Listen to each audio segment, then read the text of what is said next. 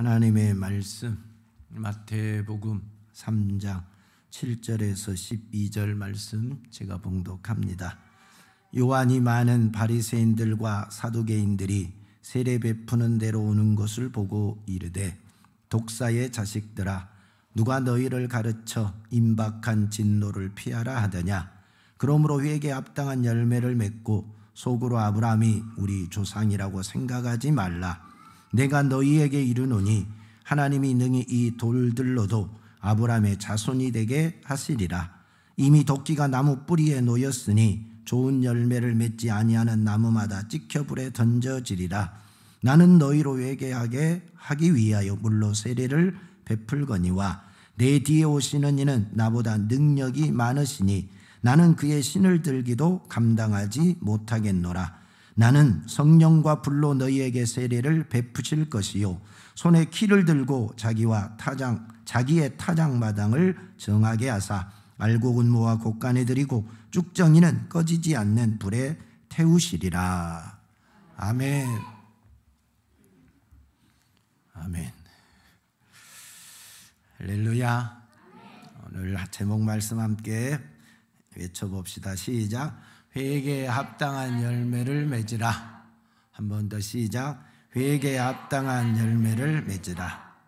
가을은 열매 맺는 계절이라고 합니다. 풍성한 가을을 느끼고 계십니까? 들녘을 가보셨어요? 저 논밭에 있는 곡물을 보신 적이 있습니까? 논에 있는 벼들을 보니까 황금색으로 노랗게 물들어 있는 모습이 참 예쁘지요. 감나무에 감이 빨갛게 익어 있는 것이, 노랗게 익어 있는 것이 참 예쁘지요.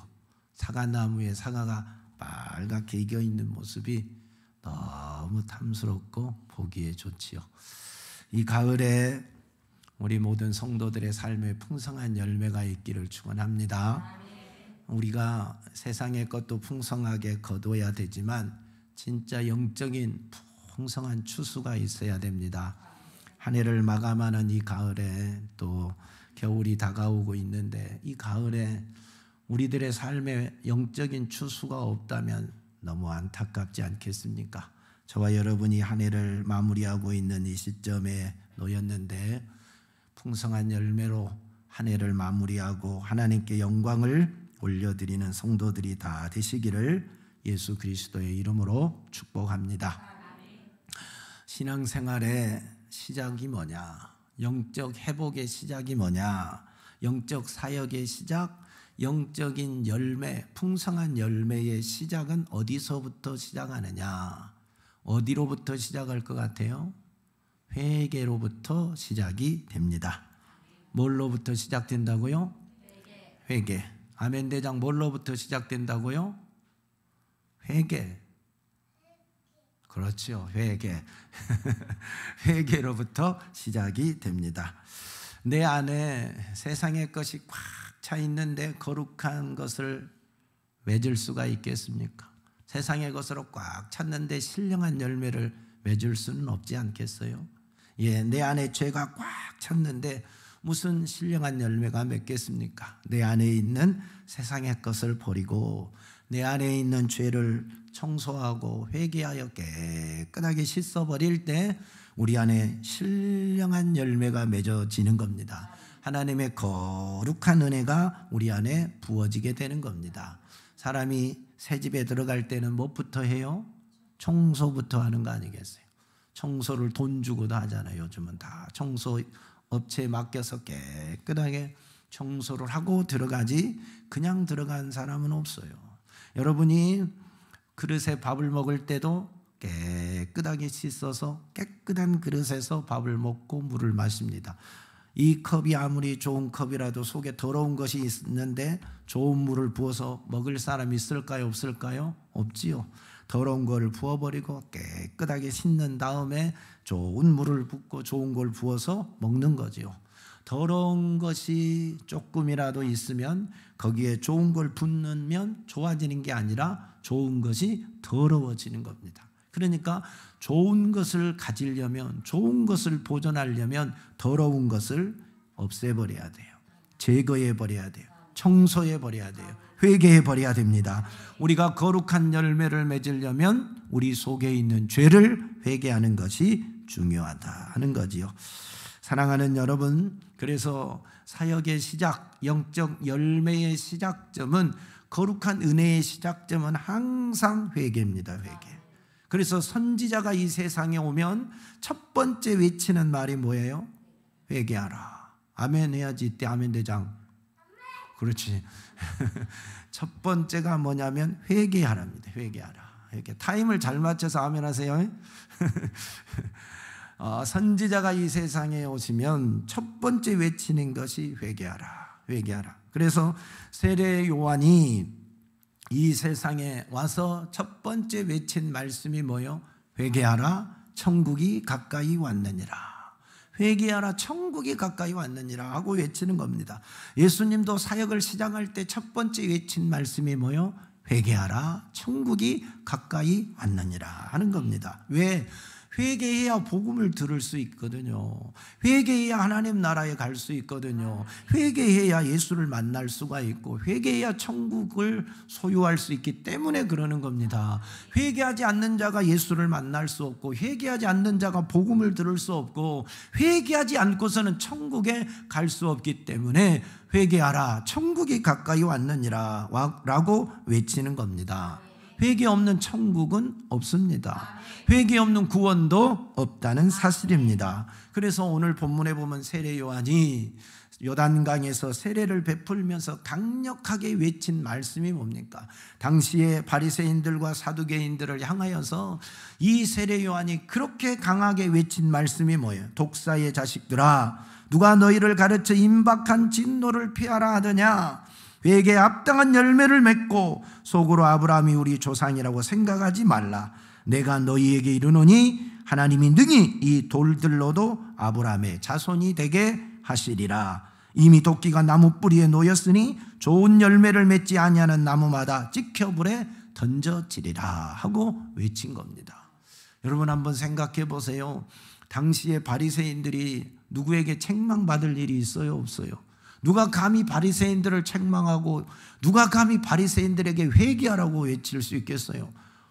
율법에 흠이 없는 자들인데, 모든 사람들에게 존경받고 있는 사람들인데, 이 사두개인들에게 누가 감히 회개하라고 외칩니까? 누가 독사의 새끼라고 말합니까? 그들은 권력자들인데, 힘이 있는 사람인데, 힘 있는 사람에게 누가 감히 회개하라, 심판받을 것이다, 도끼가 나무 뿌리에 놓였으니 좋은 열매를 맺지 아니하는 나무마다 찍혀불에 던져지리라고 누가 감히 말을 할 수 있겠어요? 이 사두개인들, 이 바리새인들의 긍지와 자부심이 뭡니까? 유대인들의 자부심이 뭡니까?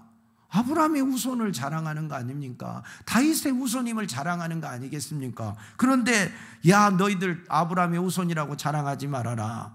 이 돌들로도 하나님은 아브라함의 후손을 만들 수 있다라고 말씀하시면서 회개에 합당한 열매를 맺으라고 독사의 새끼라고 말합니다. 이 마귀 새끼들아, 회개하라고. 아니, 바리새인들에게, 사두개인들에게 누가 이렇게 외칠 수 있겠어요? 하나님이 세례 요한의 입에 이 말씀을 주니까 목숨을 걸고 외치는 겁니다. 왜? 그들도 회개해야 천국 갈 수 있으니까, 회개해야 예수님 만날 수 있으니까, 회개해야 구원받을 수 있으니까 목숨 걸고 외치는 겁니다. 그러다가 순교하는 거 아니겠습니까? 이게 세례 요한의 생애 아닙니까? 사랑하는 여러분, 회개하라. 선지자가 와서 외치고, 주님이 회개하라 외치고, 주의 종들을 통하여 이 시대에도 회개하라고 외치는 우리 하나님의 심정이 무슨 심정이냐, 하나님의 마음이 어떤 마음인지를 잘 알아요. 여러분을 심판하고 싶어서, 여러분을 정죄하고 싶어서, 여러분의 죄를 지적하고 싶어서 회개하라고 하는 게 아니라는 사실을 아셔야 됩니다. 왜 하나님이 우리에게 회개하라고 말하느냐? 이 회개하라는 말 속에 진짜 의미는 우리를 사랑하기 때문에 그러는 겁니다. 사랑하기 때문에 회개하라. 사랑의 시작도 회개로부터 시작되는 겁니다. 하나님의 사랑의 회복도 회개로부터 시작하는 겁니다. 하나님이 우리를 사랑하사 독생자를 보내주셔서 그 독생자가 십자가에 못 박혀 물과 피를 다 쏟고 죽으시고 우리의 죄를 도말하시고 우리를 죄와 사망에서 구원하셨습니다. 믿으십니까? 그런데 여러분, 예수 그리스도께서 이 땅에 오셔서 우리의 죄를 도말하시고 우리를 죄와 사망에서 구원했어요. 인류를 죄와 사망에서 구원하셨습니다. 그러면 인류가 자연적으로 그냥 자동적으로 죄 사함을 받고 구원받게 되는 것입니까?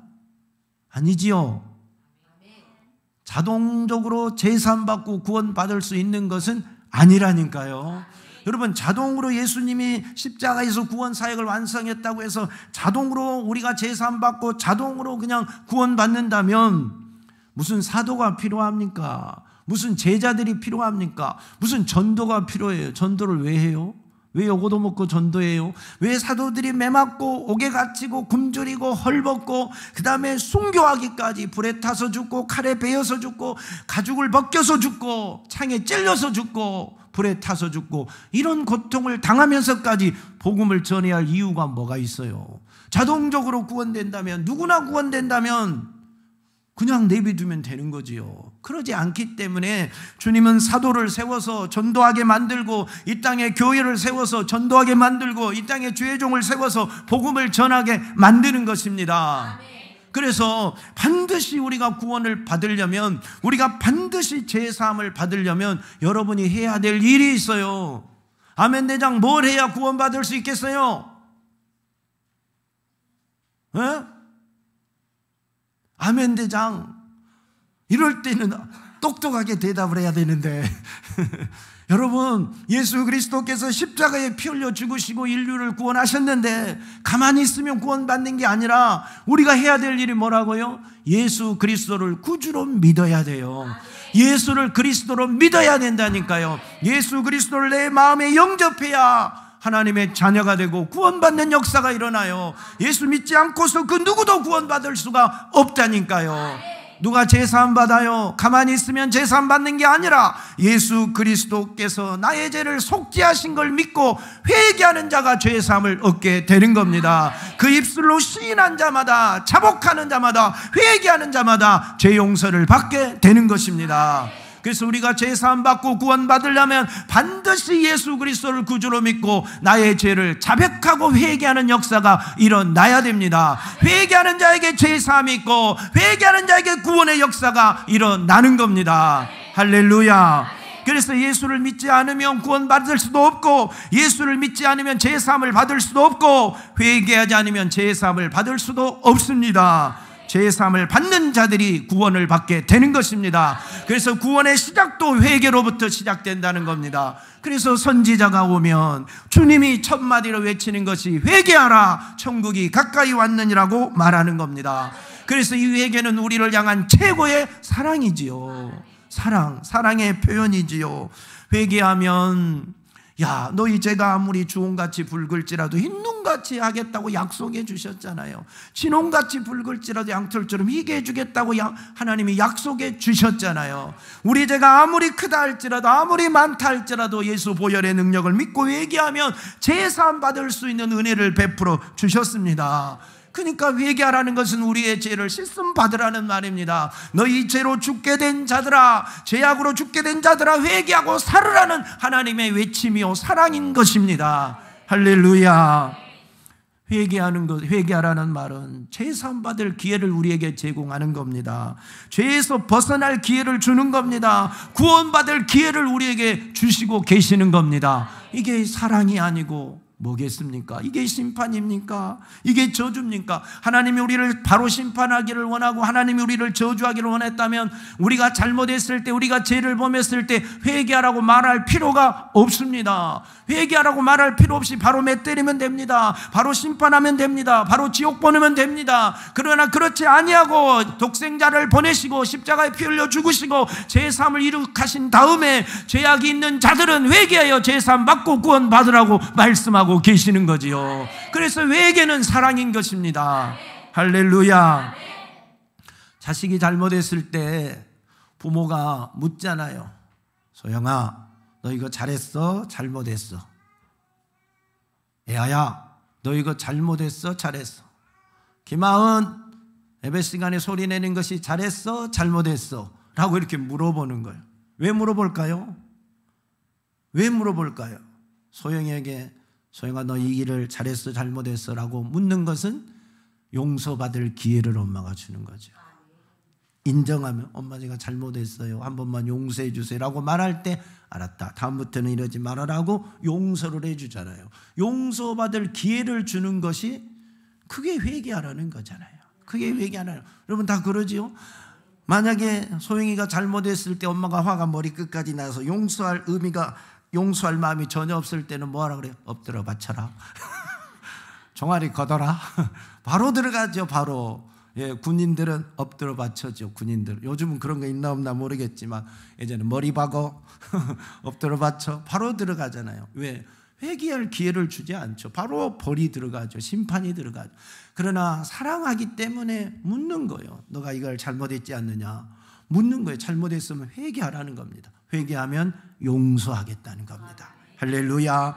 사랑하는 여러분, 그래서 우리 주님의 사랑이 회개입니다. 회개하라는 겁니다.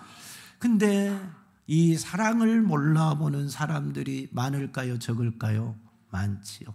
교회 다닌다 하고 예수를 믿는다는 사람들 중에 여러분 하나님이 우리를 사랑해서 예수님이 우리를 사랑해서 회개하라 라고 말하는데 그것을 좋아하지 않고 싫어합니다. 그래서 회개하라는 말이 너무 싫어. 왜 싫을까요? 아니 하나님의 사랑인데 용서받을 기회라고 말하는데 구원받을 기회를 제공해 주고 있는데 하나님의 자녀가 될 기회를 주고 있는데 왜 용서받을 기회의 말 회개하라는 말이 사람들은 그토록 싫을까요? 예수 믿는 사람들 회개하라는 설교 들으면 기분 나쁘지요.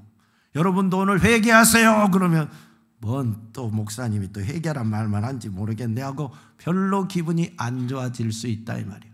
왜 회개하라는 소리가 기분이 안 좋을 거예요? 근데 사실 저나 여러분이나 다 안 좋아요. 여러분이 뭔가를 잘못했을지라도 그 잘못을 누군가가 지적하면 부모님이 지적한다 할지라도 기분은 안 좋아요. 소영 그러지? 그런다 하잖아요. 애들이고 어른이고 똑같아요. 내가 잘못을 한 거 아는데도 누군가가 너 이거 잘못했잖아 그러면 기분 나쁘다니까요. 속 상하다니까요. 왜 그럴까요? 왜? 아니 잘못한 걸 잘못했다고 하고 용서받을 기회를 주기 위해서 묻는 건데 말하는 건데 왜 그게 기분이 나쁘냐 이 말이에요. 왜 그게? 그게 바로 죄 때문에 그러는 거예요. 그 죄 때문에. 그 죄를 짓게 하는 놈이 누구예요? 마귀니까. 내 안에 죄가 있잖아요. 죄가 있단 말은 누구의 영향이 있단 말이에요? 누구의 역사가 있단 말이에요? 마귀 역사가 있단 말이에요. 왜? 죄를 짓게 한 놈이 마귀니까. 죄 짓게 한 놈이 마귀니까 마귀의 역사가 내 안에 있어요. 근데 성령이 너 그 죄가 있잖아 회개해야지 라고 말하면 그 죄를 짓게 하는 마귀의 역사가 속상하게 하지요. 그래서 속상하게 하고 기분 나쁘게 그놈이 하는 거예요. 그 감정을 그놈이 주는 거예요. 마귀가 주는 거예요. 그래서 삐지고 시험 들고 좌절하고 낙심하고 회개하지 않고 그런 일들까지 일어나는 거죠. 근데 여러분 마귀가 회개하면 죄가 소멸되잖아요. 회개하면 죄가 소멸되고 죄가 소멸되면 누구도 떠나야 돼요. 마귀 역사도 귀신의 역사도 떠나야 되고 자기가 거기에 영향력을 행사하고 있고 자기가 자리를 잡고 있는데 그걸 빼앗기는 거잖아요. 그러니까 기분 나쁠 수밖에 없어. 마귀는 기분 나쁠 수밖에 없어. 죄를 지적하고 회개하라면. 그러니까 그거 안 되려고 떠나지 않으려고 그 영향력을 뺏기지 않으려고 그 사람에게서 자신의 영향력과 어떤 그 권리를 주장한 걸 뺏기지 않으려고 기분 나쁘게 하고 뭐하지 못하게 만들어요? 회개하지 못하게 만드는 겁니다. 그래서 기분 나쁘게 해서 에이 기분 나빠서 회개 안 해. 에이 기분 나빠서 오늘 집에 가버려. 에이 기분 나빠서 뭐 안 해. 할 때가 있잖아요. 말은 그렇게 안 해도 기분 나쁘면 회개를 안 하잖아요. 도리어 못 들어요? 시험 들잖아요. 도리어 마음을 확 닫아버리잖아요. 그게 악한 영의 역사 때문에 우리가 속는 거예요. 여러분이 회개하라는 말을 들을 때 솔직히 기분 나빠요. 사람은 다 그래요. 그럴지라도 그걸 이기고 회개해야 됩니다. 여러분 이 과정을 잘 넘어가셔야 돼요. 여러분이 뭔가를 잘못했어요. 하나님 말씀에 순종을 못했어요. 강단에서 회개하라고 말할 때 우리 목사님 또 저 말 안 해. 맨날 한 말 또 안 해. 그렇게 들릴지라도 그래 회개해야지. 그때 그렇게 들을지라도 기분이 상할지라도 회개해야지 하고 회개하셔야 돼요. 그러면 감정이 풀어져요. 그리고 악한 영의 영향이 사라져요. 그리고 나중에는 뭐가 오냐면 자유함이 와요. 그 자유함이 오는. 근데 그때 에이 기분 나빠. 아이 나 회개 안 해. 그리고 마음을 확 닫아버리면 사단이 더 강하게 확 한 번 더 겹을 치는 거예요. 한 번 더 빗장을 치는 거예요. 그래서 시험이 깊게 들고 회개할 기회가 상실이 되고 하나님의 성령의 역사가 차단이 되고 마귀의 역사는 강해지는 겁니다. 그러니까 이 기분 나쁜 과정이 오고 이 속상한 일이 있고 이렇게 또 저 말 안에 하는 감정이 들을지라도 이기고 뭐 해야 된다? 회개해야 된다. 자식이 부모에게 혼나잖아요. 너 이렇게 잘못했잖아.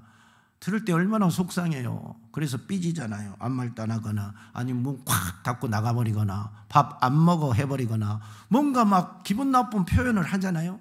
그럴지라도 그런 감정이 들지라도 바로 돌아와야 돼. 소영이 알았지? 웬만한 소영이가 그렇단 말은 아니야. 그냥 예뻐서 계속 소영이를 지금 지적하는 것 뿐이지 소영이가 그렇단 말은 아니야. 오해하면 안 돼. 우리가 그런 아이들이 부모님이 책망하면 그러잖아요. 그리고 문 콱 닫고 집 가고 아니면 방에 가서 문 꾹 잠가놓고 있고 그런 사람 혹시 있나? 예, 그러면 안 돼요. 그럴지라도 바로 마음 돌이키고 나와서 엄마 제가 잘못했어요.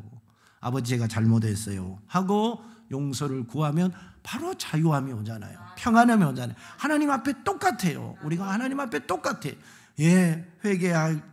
회개하라는 말씀, 죄를 지적하는 말씀에 기분이 많이 상했다 할지라도 문을 확 닫고 내가 이 교회 그만 다녀버리고 말 거야. 나 이제 교회 안 다녀. 이렇게 하면 절대 안 된다니까.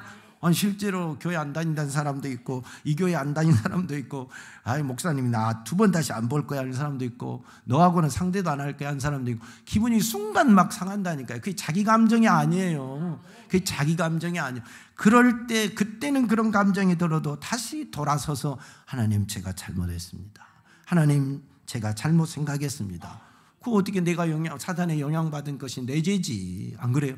회개하면 그게 온데간데 싹 없어지고 자유가 임하는 겁니다. 그래서 은혜의 시작은 회개예요. 회개 없는 은혜는 없어요. 그래서 회개하는 거예요.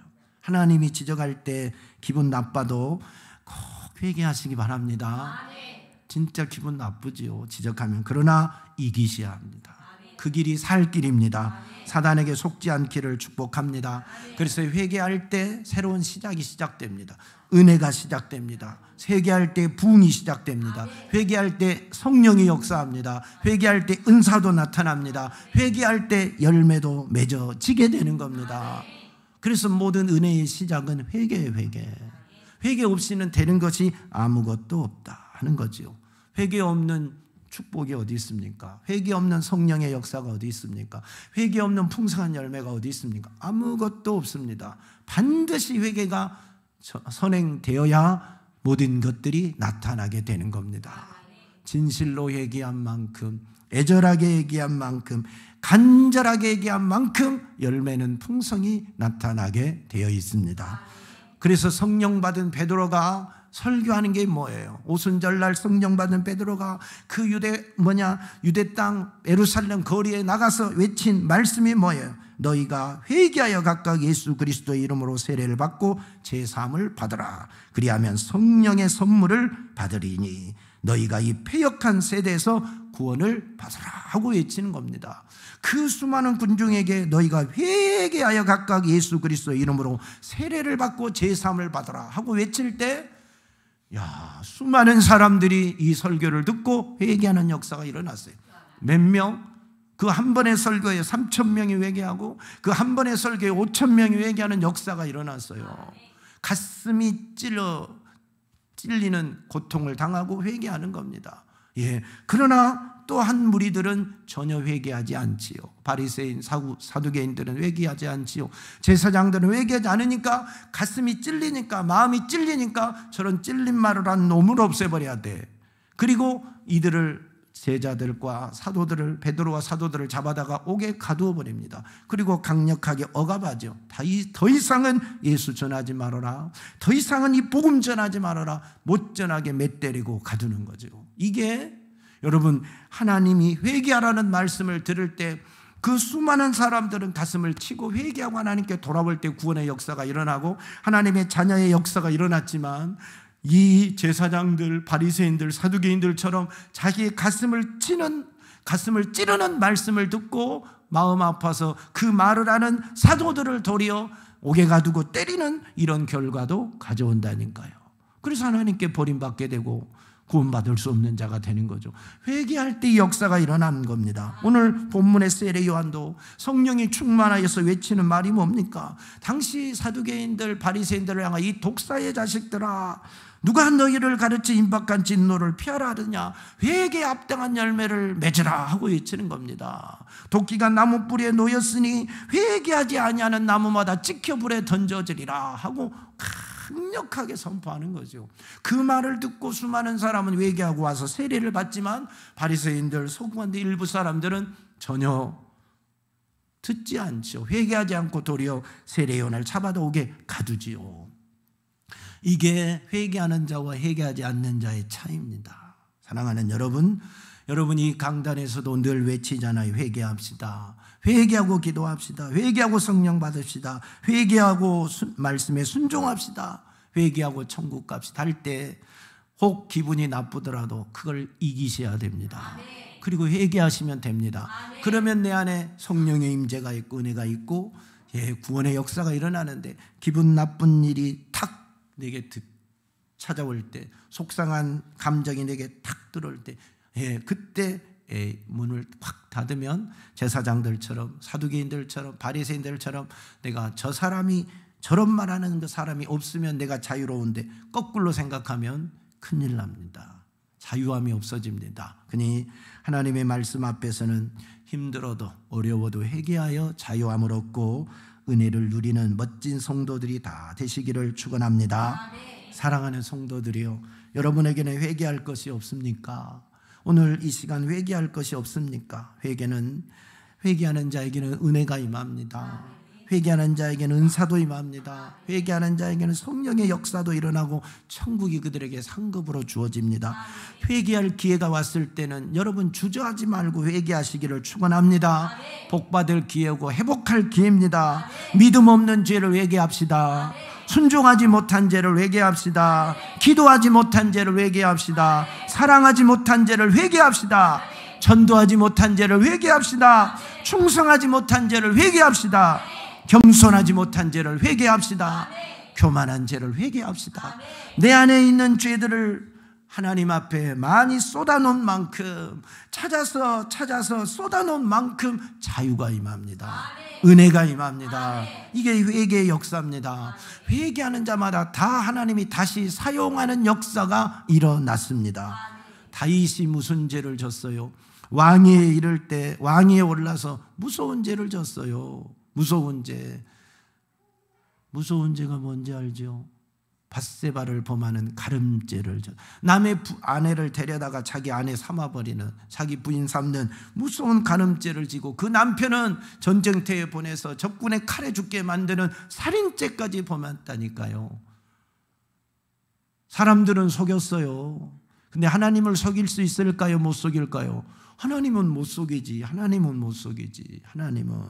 하나님이 선지자를 보내잖아요. 나단 선지자를 보내서 하나님의 말씀을 선포할 때 그 사람은 죽어야 한다고 다윗 스스로 입에서 말하니, 바로 죽을 사람이 당신이라고 지정할 때 그는 그 말을 듣고 어떻게 해요? 회개하잖아요.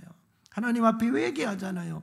통곡하고 회개하고 금식하고 회개할 때 하나님께서는 그 죄에서 자유를 주시고 다시 왕위에서 사역할 수 있는, 하나님의 일할 수 있는 거룩한 왕으로, 능력 있는 왕으로 세워 가시잖아요.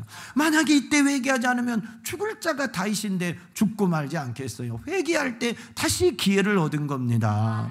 베드로도, 아멘입니까? 베드로도 하나님 앞에, 예수님 앞에 죄를 범했지요. 무슨 죄를 범했어요? 예수를 모른다고 3번이나 부인했잖아요. 3번이나 모른다고 부인했어요. 아니, 이런 못된 사람이 어디 있어요? 3년 동안 따라다니며 배우고 능력과 이적과 표적을 다 경험한 그가 예수를 모른다고 부인하다니요. 그가 죽을 자리에 가니까 혹시 죽을까 봐서 예수를 모른다고 부인한 거 아닙니까? 달기 울 때 예수님의 말씀이 생각나서 통곡하고 회개하고 기도하잖아요. 회개하잖아요. 그때 하나님이 베드로를 다시 기회를 주잖아요. 사도의 일을 할 수 있는 기회를 주잖아요.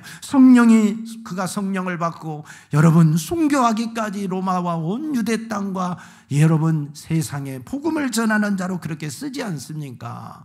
십자가를 거꾸로 죽기까지 복음의 증인 사도로 살지 않습니까? 이게 회개하는 자에게 베풀어 주시는 기회라니까요. 회개할 때 하나님은 다시 기회를 제공해 주십니다. 사도 바울이 예수를 만나기 전에는 예수를 핍박하는 자예요. 예수 믿는 사람을 옥에 가두는 자예요. 예수를 믿는 자를 죽이는데 앞장섰던 그런 포행자였습니다. 그가 예수를 만나고 자신의 삶을 회개하고 변화될 때 그가 복음을 전하는 사도, 예수를 전하는 사도로 멋지게 쓰임받지 않습니까? 회개 없이 하나님께 어떻게 이렇게 쓰임받겠어요? 회개 없으면 그 죄로 그냥 끝나는 겁니다. 회개하는 자에게는 다시 기회가 주어지고 다시 일할 수 있는 기회가 주어지고 하나님의 은혜와 축복이 주어지지만 회개하지 않는 자는 그 죄로 죽는 겁니다. 그 죄로 하나님과 관계가 끊어지는 겁니다. 여러분 보세요. 사울왕이 하나님의 은혜 가운데 성령을 받고 이스라엘의 초대 왕이 되었지만 그가 하나님의 말씀에 불순종하고 교만하여 하나님의 선지자가 와서 그의 죄를 지적하는데도 그가 회개하지 않을 때 하나님은 그를 버려버리시잖아요. 회개하지 않으니 돌아올 기회를 주지 않고 회복할 기회를 주지 않으시잖아요. 아니 다른 사람에게는 기회를 주고 왜 사울에게는 기회를 안 줍니까? 이유는 회개입니다. 회개. 다윗은 회개할 때 하나님이 쓰지만 사울왕은 회개하지 않으니까 더 이상 쓰지 못하잖아요. 쓰지 않잖아요. 가룟 유다도 제자잖아요. 예수님의 제자로 부름받았지만 그가 예수를 배신하고 30에 예수를 팔아먹는 죄를 범했지만 진실로 회개하고 돌아오지 않을 때 그는 그의 생애가 그걸로 끝나고 다시 사도로 부름받지 못하고 사도의 직분을 뺏기고 말지 않습니까? 회개가 없으면 그걸로 끝나는 거예요. 아멘. 아멘. 회개하자 이 말이잖아요. 회개하자. 사랑하는 여러분, 여러분이 이 세상에 사는 동안에 죄 안 짓고 살 수 있겠습니까? 저나 여러분이나 죄 없이 살아갈 사람이 누가 있습니까? 근데 하나님이 우리에게 너희가 죄를 범하지만 그 죄에서 자유함을 얻을 기회를 줬잖아요. 우리가 실수하지만 그 실수를 다시 만회할 수 있는 기회, 다시 하나님의 은혜를 입을 기회를 우리에게 주잖아요. 그 시작점이 뭐라고요? 회개예요. 여러분 입술로 범죄하고 눈으로 범죄하고 여러분의 삶의 행동으로 수많은 죄를 막 짓잖아요. 근데 그 모든 죄를 싹 떨어버리고 없애버리고 다시 하나님 앞에 멋지게 세워질 수 있는 그 시작점이 뭐라고요? 회개라니까요. 회개 없이는 불가능한 일들입니다. 죄인이 천국 가는데 회개 없이 어찌 가겠습니까? 안 되지. 그러므로 사랑하는 성도요, 이 가을에 풍성한 열매를 맺기를 원하십니까? 거룩한 열매를 맺기를 원하십니까? 회개에 합당한 열매를 맺기를 축원합니다.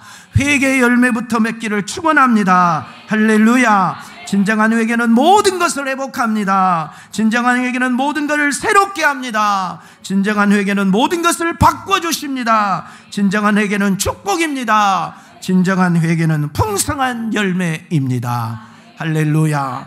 우리 모두 진짜 회개하고 새로운 열매, 풍성한 열매를 많이 맺는 성도들이 다 되시기를 예수 그리스도의 이름으로 축복합니다. 하나님 아버지 감사합니다. 우리 제일 좋은 교회 모든 성도들이 주님 앞에 잘못한 것이 있다면 오늘 회개하게 하옵소서. 진실로 회개하고 제산받고 자유함을 얻고 죄에서 벗어나고 새로운 기회를 제공받고 구원받을 자가 되게 하시고 풍성한 열매를 맺을 수 있는 자들이 다 되게 도와주시옵소서. 회개 없는 은혜도 회개 없는 은사도 회개 없는 구원도 회개 없는 열매도 없습니다. 회개할 때 모든 것이 가능합니다. 새로운 역사가 시작됩니다. 우리 모두가 회개하고 새 역사의 주역이 되고 구원의 역사의 주역이 되고 하나님 나라의 큰 일하는 일꾼들로 세워지게 도와 주시옵소서. 감사합니다. 오늘도 진정한 회개 열매가 우리 삶에 넘치게 하여 주시옵소서. 예수님 이름으로 기도하옵나이다. 아멘.